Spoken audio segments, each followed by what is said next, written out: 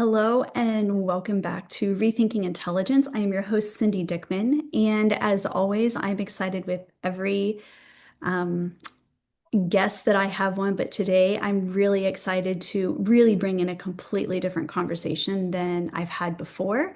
And our guest is Miles Bugby. Welcome, Nice. Miles. Thank you very much for having me, Cindy. It's a pleasure. Absolutely. I want to just give the listeners a little bit about you in case they don't know who you are. Miles, a pro tennis player. He's a high-end luxury model. He has acted with Ryan Gosling. He has a psychology degree. He's a photographer, son, brother, friend, world traveler, pastry lover, and exercise aficionado. How you started, you know, started with tennis player, and for me, that has been my identity through my life. I started sport as a young child, and tennis was the one thing that really kind of captivated me and was something that I dreamt of doing as a career. And I think that's, still the child within me is that still holds on to that, and I still see myself as this tennis Yes. player athlete, even though, I stopped it 14 years ago. Tennis is Mhm. still a huge part of my life. And I think that fundamental side it will never leave me. Mhm. I just then have to pivot into the new ventures that I do. But Mhm. using all that I learned as an athlete and as a tennis player to kind of become better with what I do, as a model or as an actor, as a Mhm. photographer, whatever it is, that creative side, I use all the things that I learned as an athlete, and I think it benefits me in every aspect that in my life, really. Where I met Miles was actually on a shoot with my son. I got to see you firsthand doing your craft and what you bring to it. And and when we were talking, identity came up. We always ask people when we meet them, like, what do you do, or how did you get into this? And that seems to be the identity that we connect with that person. And sometimes it's really hard to see them a whole person beyond that. And in our brief conversations, you started expanding on that identity of like who you are and not being pigeonholed as one thing or another thing. And so I wonder if you can speak a little bit to, because you have so many different pieces to you, and kind of at any one time, you are just being seen from one aspect. Yeah, I think it's an interesting, observation when we were speaking about it. I think what first came up was like, you asked me, is this your full-time thing? Is this what you do? Mm, And so, for me, it is, that is exactly what I was doing. We're shooting a commercial, mhm, and it's been an exciting kind of second part of my life, really. Like I've already said, sport was mm, my main thing. Um, and to be able to go into this new thing has been very exciting. But when we go back to identity, when people ask me, and this is where we went with it, it was like, yeah, "So Miles, what do you do?" And I find it sometimes quite difficult to answer, not because I don't know yeah. what I do, because I know it's more the reaction of what Mhm, people perceive. So I find if I answer it, oh, I'm a model, which to be honest, that is really where I'm making most of my money is as a fashion model. I get judged very quickly.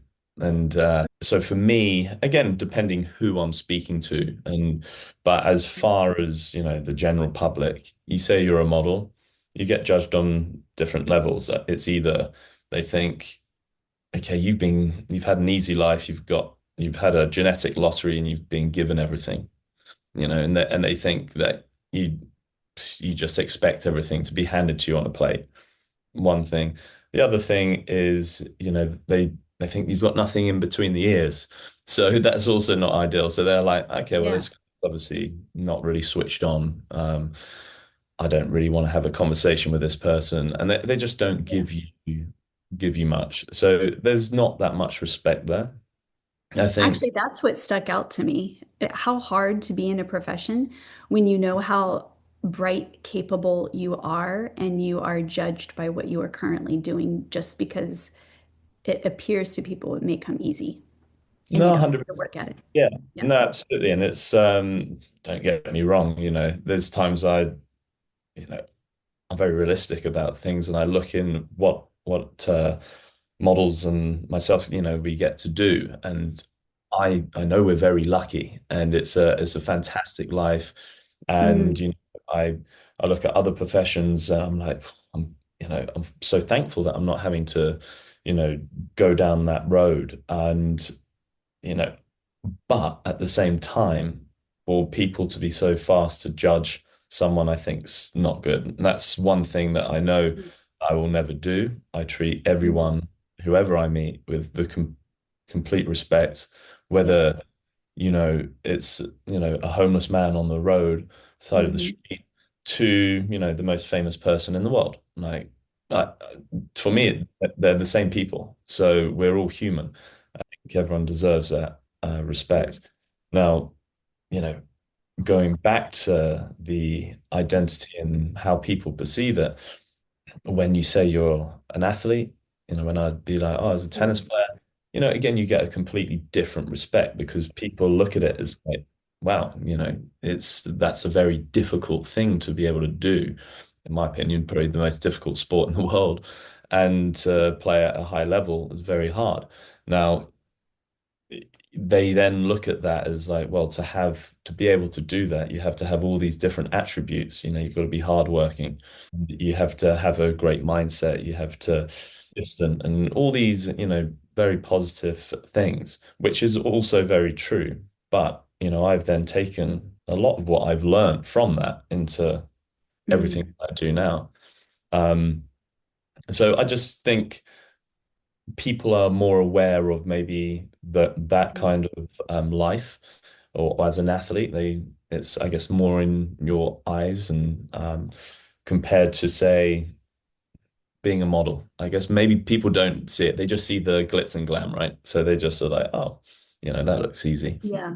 Or maybe You, it's even more relatable. I've found in my work that as soon as you go into like a realm of that where it can't be relatable with someone, they feel yeah, immediately kind of threatened and they shut down. And so it becomes a negative. Athletics is very relatable.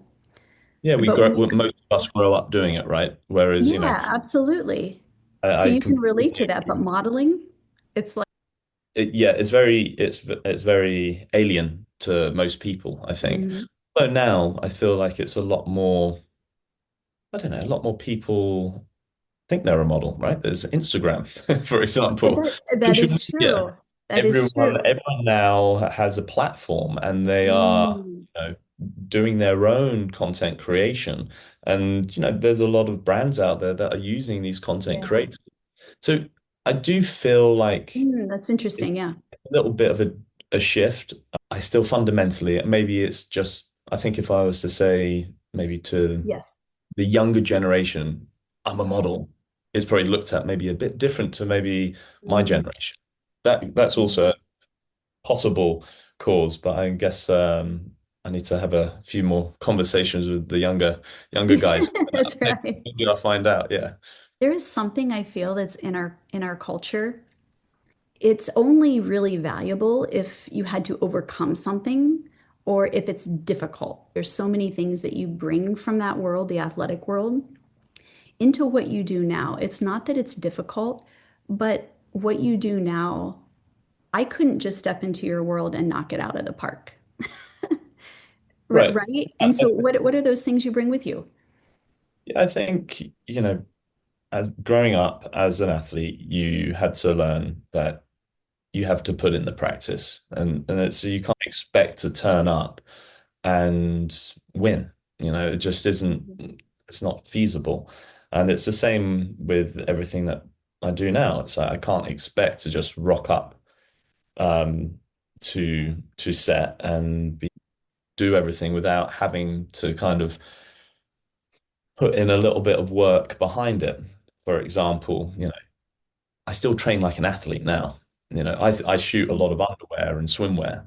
I can't not go put in the work. There's a little bit of that Mhm. side of things, which, funny enough, that's what's been quite nice as a transition from tennis to what I'm mostly doing Mhm. now, is that I'm still, living that athlete life. I'm still training hard. I'm not um and I struggled actually when I first stopped tennis. And I think we talked about this as well. It was like really well, got pretty depressed. I really didn't know what Yes, to do when I stopped tennis. I kind of was lost, and I that's when we talked about identity and how I felt like I'd lost that absolutely. identity because that's all I'd known myself as. And then going into this new world, I was like, well, you know, who am I really? I had to kind of accept that, okay, I've got this new stage of my life, but Mhm. I'm not going to let go of that identity as an athlete because Mhm. that is always going to stay with me. To accept that and be like, okay, that's not gone. Now hold on to that and lean into it, use it as a part of me. And that is it's me. Like everyone knows me as a tennis player or was a tennis player, whatever it was. But ultimately, they know I'm an athlete. And then the other stuff comes on top of that, and it has shaped me. And I think, like I said, when I first stopped tennis, I kind of wanted to just focus on the modeling. I thought, okay, this is what I need to do, and Mhm. I need to go do all these different shoots. But then I Yeah. forgot the thing that really meant a lot to me, and that was being healthy and just going and training, doing these things, and it kind of helps my mind more than actually anything else. And I have to do that, I try and do that most days still, as get to the gym. There are these like different pieces, like the modeling and the athlete and the tennis, but your true identity is you love being healthy. You Yeah. love being physically fit and active. And so it's like getting down to that core identity where you're able to carry that with you no matter what you are doing at any given time. Yeah, absolutely. I think, yeah, even when I was a tennis player, like when I really broke it down to, Mhm. oh, I'm a tennis player, actually, my identity was more, I'm a physical beast. I would know that I'd go into a tennis match knowing that I was physically fitter than pretty much anyone out there. And that's how I felt like, because I just pushing myself in that realm. Like, with all the other athletes and tennis players I'd be training with, they would know that. They'd be like, oh, Miles is an absolute crazy person. Like I'll just push myself. I've always had that from a young age. I used to do a lot of middle distance running.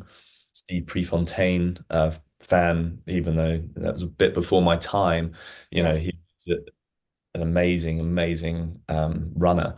And for me, I loved, you know, his mentality and the quotes that I'd seen when I was doing the running and he would just push it harder than anyone. He would be like, I know that guy's hurting and I will be able to take more pain than he can. And that's kind of how I would honestly think pushed me. And that's kind of how I've always been with everything I've done. What we were talking about, like what we are doing is our identity, but you being that physical beast, Yeah. that is who you are. That's your being. And being able to identify that early on so that you can totally shift your external doing, but still carry that same thing over. And I think that was honestly what kind of propelled me into that depression period of my life was Mm. because, my last year in tennis, I was injured, Yeah. tendinopathy in my knees, and I was out for a whole year. And so that really took my identity away because it was like, well, I'm no longer this, physical machine. And I really struggled with that. And Mm. then I came back, I put a lot of pressure on myself. I was playing fantastic. And then I pulled my hamstring and it kind of propelled me into another cycle of that of being like, I don't understand, how I'm doing everything right, fittest I've ever been. And then this happens. And I just was really deflated. Yeah, that's then when I came over to LA to see my friends and kind of got exposed to, I guess Hollywood and that kind of life. And I was like, okay, well, this looks a little exciting, and something Mm. new. after that, and since my body's recovered, I still use that as I still know that. So I just love pushing myself. I think when I moved over from tennis to the modeling thing, problem to start with was I didn't really have any direction, right? So it seemed exciting for me, something new. And I was like, okay, well, you know what? I'm going to just walk into this and see how it goes. And everything looks exciting. And, I thought I was just going to work lots. And I was lucky to start with. I had quite a few jobs and this was great. And then it was when that stops, which is the norm in this industry. It can, it comes up in waves. And I got to a point where, I had a really quiet month, and I was like, oh wow, what do I do now? And I had to figure out, okay, what is it within me that gets me going what I love? And that took me back to my roots, going to the gym. And I had to like just be busy. I find that I've always been active and busy. So that is, I have to do that. I then also learn, okay, well, I can do that, but then be proactive by looking to work with photographers and do test shoots Mhm. or, create something. And yeah, and it's kind of gone over the years. I've just tried to be more creative with everything that I do, whether it be, you touched on my photography, which I've ended up loving. Um, working with different directors and doing little shorts or whatever it is, trying to do these little pieces, which keeps me busy, helps me grow, and yeah, that's kind of how I've dealt with it, I think.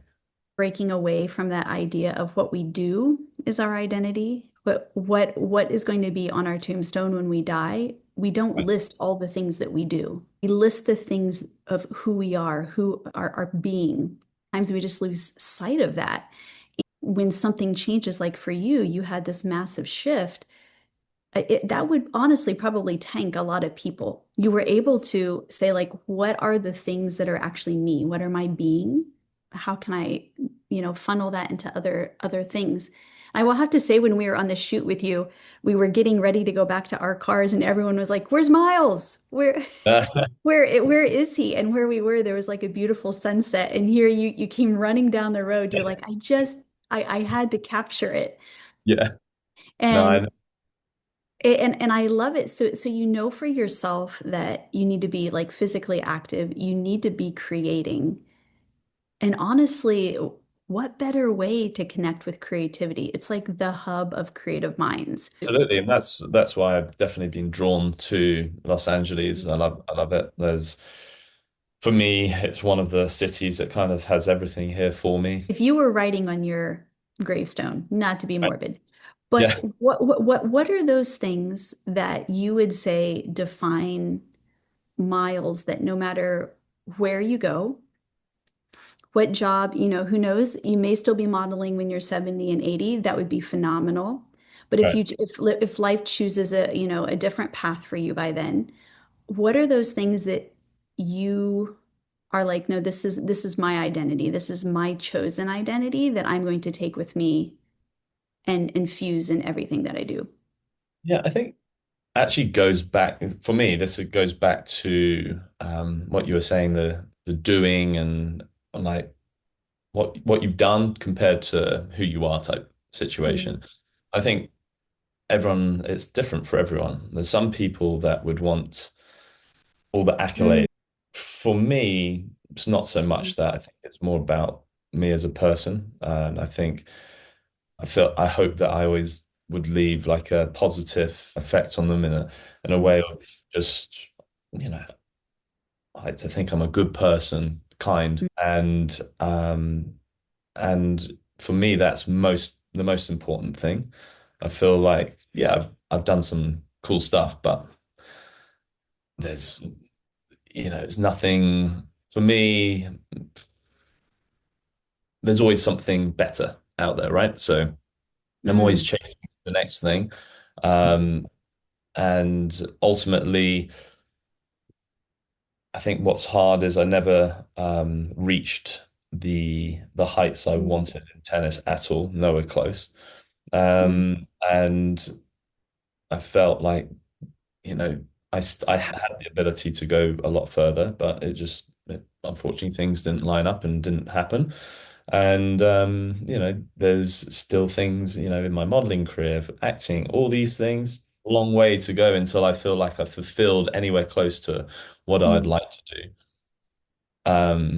So yeah, for me, I think rather than that, I just feel like I'm always going to be disappointed. I know that sounds maybe not the right No. mindset, but I always think that I always want more on that side of things. So I think, I wouldn't want people to remember me by my accolades. It's more of who I am. What about yourself? Yeah, I actually, I'll circle back, but can I just say something in response to what you said Yeah, of before it course. leaves my mind? You appreciate your experiences, you appreciate where you have been, what has happened in your life, but you know that there is more. You know that you are capable of more. And it's always that like internal drive of the potential just never stops. And Yeah, I feel like absolutely. that's such a defining factor between those who just stay very nominal and Mm. those who become great or have these experiences that other people look at and are like, how are you getting to do that and not me? I think so much of it is that mindset of the best is seriously yet to come.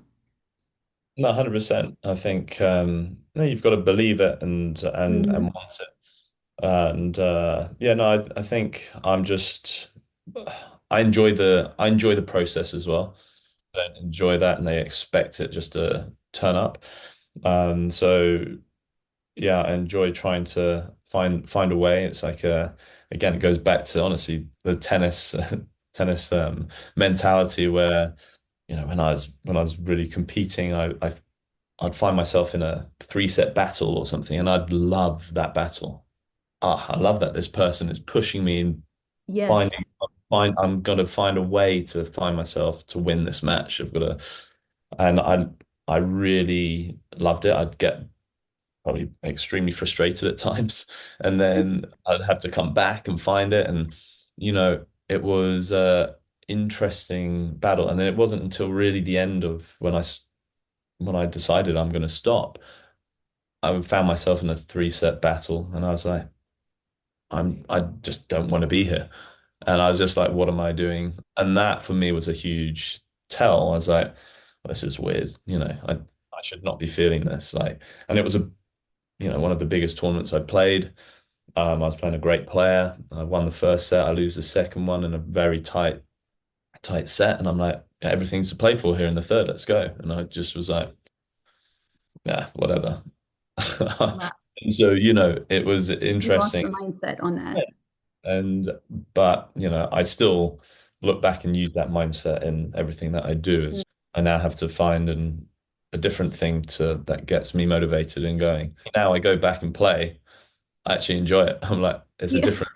No, I know what you mean. It's my undergrad and all growing up was in music. So I was a pianist, and when I was on stage having to perform or anything, but then when I chose to set that aside and I stepped away from the very academic part of it, it became a joy, and I could sit and I could play, and it was a very, very different experience. A Absolutely. very different experience, and it allowed my mindset to shift from something that like I kind of had to do to Mm. something that I wanted to do. Yeah, I think a lot of people go through that. And then funny enough, the majority of my tennis friends growing up, they had that. And they would be almost burnt out. And so they would find that, they pushed themselves so hard for so many years and put so much pressure on themselves and like, oh, they have to win this, that they fell out of love with the actual game. Whereas myself, I still absolutely love the game. I still play a lot. Mhm. Um, I think yeah, that's part of it is because I felt like I maximized what Maxed was it. there. Yes. But also I just felt like I just loved it, And some people were just very good at this is another thing. Some people are very good at things and Mhm. just and it Yeah. becomes their profession, but they don't actually like it, but they're just naturally Yeah, very they good. fall into it. And then there's other people that absolutely love it, and Mm, they're not very good, but they maximize their potential, which is it's interesting to see that, and I've seen that a lot on the tennis. There's plenty of people there that you're like, how have they got to where they've got? And just because they love it and work hard. And then there's other people yeah. which literally don't even want to be there, but they're just naturally so gifted. They do just as well. But I think that's the same in lots of things in life. And the mindset kind of follows that, right? Because if you love something, you're willing to push and put up with a lot rather than something Absolutely. that is just handed to you more as a gift. I mean, there's a great book out there for your listeners as well. Is that Brad Gilbert, who's a tennis coach. He wrote a book called Winning Ugly, and he it's a great book because it just talks about how to get to these working hard, and you might not have all the great tools. And he was a great example of it. He didn't have a very good game technically, but the guy was just a mental beast, and he would beat Mhm. people in that regard. Not being an athlete, I've heard it so much of it is like a mental game for Yeah, athletes. But the yeah, yeah. older I get and the more work that I go down, that applies to everything in life. It is a No, mental game. Earlier that you can like truly understand that, it's like life begins to change for you. But absolutely. I mean, this is why psychology is so important, right? And I think we take some things for granted and don't really, or I say granted, we look into things and we don't actually express ourselves enough, and we just keep it very internal. And actually, just by speaking and just voicing yourself, like I Mhm. learned that from just sports psychology when I was playing, and I was just having to have these conversations with my sports psychologist. She'd let me speak, and I'd go off on these tangents, kind of like I am now. No, and No, you're not. I'm just like, it's like a very freeing, and by able to talk about it, I then was coming up with answers. Yes. She wasn't even necessarily telling me anything. I was finding it out. And so I think, so many people don't talk enough about, their issues, and I think it's extremely healthy to do it. I really encourage people to about whatever it is that they're struggling with. It doesn't have to be, their depression or anything like that. It can be just something as simple as like Just communicating who you are, right? communicating, like, I'm not Yeah. sure, what I want to do this job, or should I do that? Once you start speaking out loud things, it's amazing how many answers you come up with. Yeah, but yeah, going back, yeah, communication, like you said as well, is just the most important thing within human beings. I think we don't do it enough. I need to cycle back because you asked me a question and I said I would answer it. Yeah, yeah. What would be on my gravestone? I think it would be definitely my being, living life full out, a life well lived, full of adventure. I want it to be one of those things to where like every single drop of life is like squeezed dry when my time is done. I I I'm exactly the same like that, and I think Mm. like we're talking about my lifestyle over the last few years. It's very much on the road, and I was having this Yeah. discussion with a friend the other day of about materialistic things. It's like, God, you know what? I wouldn't mind getting that watch, and I'm like, actually, why would I want to spend all that money on this watch when actually I could go and do this, do that, have experience, Yeah. having those experiences and things rather than things is more important. Giving back and helping people, like I'd rather be doing that. No, I think it's beautiful, but that's you being in touch, right? Again, with your identity, your being. When we are not as in touch, the influence of others can be really strong, right? And perhaps even in the world that you're in, the more of the high-end modeling and so forth, you're around, I mean, just gorgeous, beautiful brands and artistry is at its finest. And it could be probably, I could see it could be very easy to be like, oh, of course, I want that, I need that. But for you, something else is different for you to put your resources into.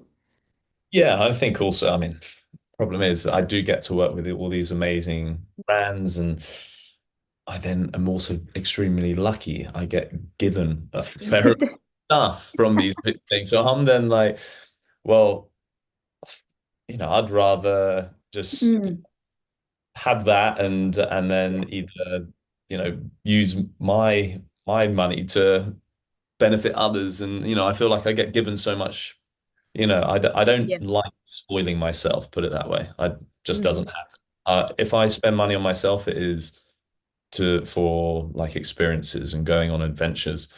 But yeah, for the most part, for me, it's like, yeah, experiences and also, yeah, these experiences of like forgiving other people.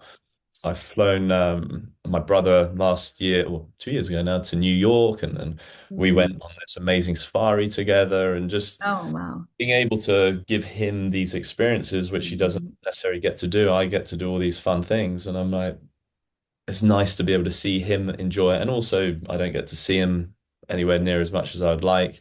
So Yeah. to be able to do these things with him has been really nice. So yeah, for me, that's important. Any of the listeners, go check out Miles Bugby Instagram. Yeah. What is it again? At M Bugby. Yeah. In Bugby, because you'll get to see his adventures, some of his adventures, his photography, some of the gorgeous, beautiful, free gifts that he gets, and just the work that he does. And I think you are just a beautiful example of this doing a complete pivot in life, but carrying the biggest pieces of you and the essentials of who you are to a completely different piece and making it work, and still throughout this process continuing to reach for that potential that is never reached, but you just keep pulling, pushing for it. And with that in mind, do you have any thoughts at all of where you are going next?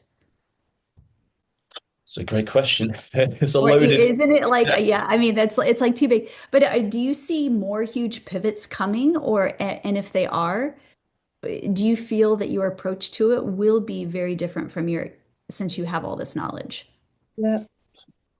I think, like I said, fundamentally, I'm never going to change, no matter what Mhm. happens in my life, how much success I have. The only big things that are going to be happening in the near future, I'm currently waiting for my permanent residency for Australia, Mm. which that's going to be a huge thing for me. I feel like I have a bit more of a base Mm. out there, which is, I love it. I love Sydney. Mm. And then the next thing for me is been kind of writing this. I don't know if I mentioned this to you, but I've been writing a tennis inspired show, and love to explore Mm. that a little bit more and That would be see amazing. where we can go with that.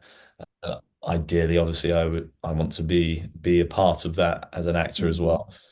I feel like that's the easiest way for me to put myself in that realm, especially at a high level.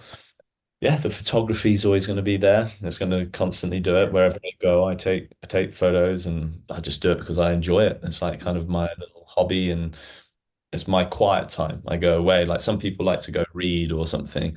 Yeah, Uh, for me, I just like to go and capture things and creating art in a way. And yeah, no, a mixture of things, but that uh, sounds fantastic. it's going to keep me busy for sure in the foreseeable, and we'll see what happens. But no, it's funny. What I was just thinking as I was talking in the last little piece about success. I just kind of, it's a funny word because what do we see as success? Everyone's different. Again, it's like what I see as success may be completely different to someone else. I I still struggle to figure out what it is. I find that's what is makes me tick. Mm. Me having a result, being the best in the world at something, seeing it successful. Some people see it as making heaps of money, Yes. successful. I have to go back to really just being what's successful for me is I feel it's more how I feel if I'm happy with what Yes, I'm doing and I'm enjoying absolutely. it, that's for me it's a success. And I feel then from that point, you're going to have more success. Absolutely. That's how I view it because, there's times when you're not happy doing something and you're never Mm, going to maximize what you're trying to achieve if you're miserable. And life's too short. Be happy. And I really understand that some people, you know, have don't necessarily have as much many choices and things in their mind, but yes. the thing in their mind, they're like, you know what? I Yeah. don't have these things. You can do Yeah. anything you want. You really can. And I think people just will be surprised at, what you Mm, can do. So yeah, for me, I just always recommend people trying to find things that make them happy, stay in things that you're not enjoying. mm. And from having that and being happy, then you're just going to build more and more success. Yeah, and if I could piggyback, thank you for bringing that up because it is really such a big piece of identity, right? Is like the Success. success piece. I feel like I was very much in that doing like what I accomplished and that was success. And it's really switching over to how do I feel success? I can feel it every single moment of every day if I choose. And there was a thought that was kind of implanted in my mind not long ago. Like this very moment, I'm sitting with you, Miles, on this podcast. What if this were the best moment of my life? Right. And then when you ask yourself that, I can be like, I'm sitting in an office that I love. Good things come out of this. I'm having a great conversation with someone who is very interesting and is a good human. And I have two wonderful boys and achieving success in this moment just Yeah. by being. You said it's like when you're able to acknowledge the success and see it moment to moment, it just continues to grow. And I also do, again, to piggyback off you, I important to have goals and Mhm. vision because, you need Absolutely. things to kind of gravitate to and achieve. When you do achieve them, it makes you feel great. It's But gratitude, right? That you're there. like, look, this is amazing. I've done that. But the one thing I've found is, again, for me, again, it's not for everyone. Some people are very happy with, oh, they've got somewhere and that's it. They're happy. They'll go Mm. on cruise control and live Yeah. their life. I've I have an issue with that for me. It's like, oh, I've done that. Okay, well, ah, that wasn't so great. Now, what's next? And I sometimes have to pinch myself and be like, you know what? 5 years ago when I thought, Yes. I wanted this so Yeah. badly, and I've now achieved it. You have to, I have to give myself a little bit of a pat on the back and be like, look, you've done that. It's great. So now, and like you said, give yourself Enjoy that it. gratitude because Mm. we can find that we don't, and we just are constantly pushing. Life is so fast. I think, yeah, we need to really take those moments, like you said, be in the moment, here and now. Mm. That's another. I could go on and on here with the here and now. Isn't If we that don't so true? we don't take care of, what's going on now, then, there is no future. But if we Mhm. focus too much on the past, again, there's not Yep. going to be future because we're not in the moment. Yeah, I think that's the other bit of advice for me. I would always say is like just be in the here and now. It's the most important thing, and I've always done that with again, that's come from tennis. Even you may not have reached your potential in the tennis, but Yeah, what tennis taught you yeah. is allowing you to go higher and higher and higher and achieve in all these areas of your life, right? The lessons that you've learned. Tennis is one of those sports, though, because it's so up and down. I mean, you can lose a lot of. One famous quote was with Federer, and he went and did that talk at I can't remember which university it was now, but he did this amazing talk, and he was talking about how the guy's like one of the greatest of all times, and he'd Mm. talk about in a match he would lose, something like 49% of the points. So that means he only wins 51% of the points in this match, but that's just how close, tennis can be. Yes, yes. about winning the right point. You can lose a tennis match and have lost more points than you've won. You can win it. So, which is crazy as well. I think it teaches you a lot of the ups and downs, dealing with the highs, dealing with the lows. Again, in tennis, I could have a terrible tournament one week, and then you're constantly chasing that one good week, and it can change your career. Same thing with what I'm doing now. You know, one good job could change everything. So it's you Mhm. kind of I've been able to adapt that and follow that way of life. Such the important key for like everything that Mm. we've talked about today is it comes down to you.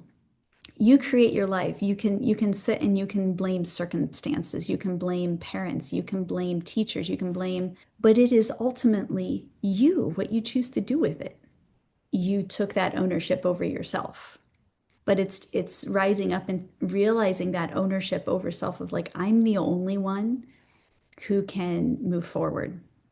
I am the only one who can work on my mindset. I am the only one who, and it's just, and it's you. And I feel like when you realize that, the world does open up because it's like, oh, I don't have to wait on anyone. I don't have to wait for permission. I don't have to wait for something to heal. I can start choosing like literally right in this moment. Like when you're saying being very present in the moment, Absolutely.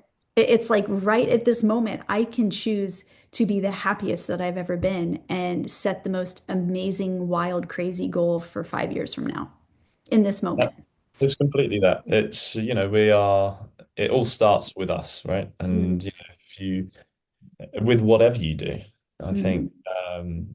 if we don't, like you said, if we don't like look at ourselves and give ourselves that motivation, then you're in trouble. I think you need to be able to do that, but also you've got to be open to accepting help as well, because a lot of people just think, "Oh, I've got to do everything on my own. I can't do this," and they get Right. Yes. overwhelmed.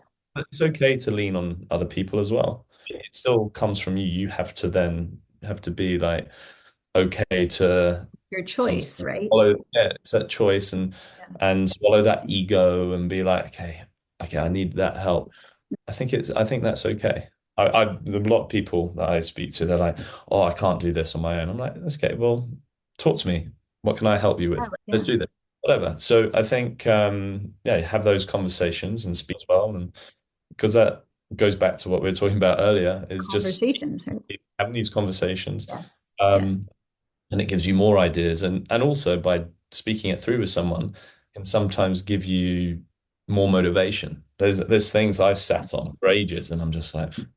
So it gets Yeah. overwhelming. I don't know. And then I go speak about it, and Yeah. people get excited about it. For And example, like yes. this Yeah. tennis show, I'm trying to do. This is a great example for me. That's one thing that has been, You just rolling around in your head yeah, forever. rolling around. It's been weighing on me, but I've talked to people about it. Love it. And then it gives me more, and then That's I'll awesome. sit down and do some more on it. And then I actually literally today spoke to my friend I'm staying with here in LA.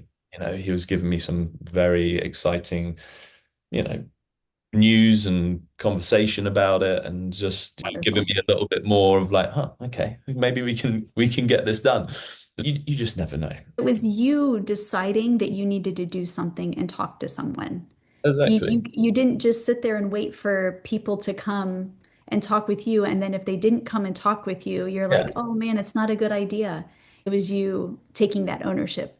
no, for sure. We hear so much about like, just believe in yourself. It sounds very pie in the sky and it can sound very, very fairy tale like.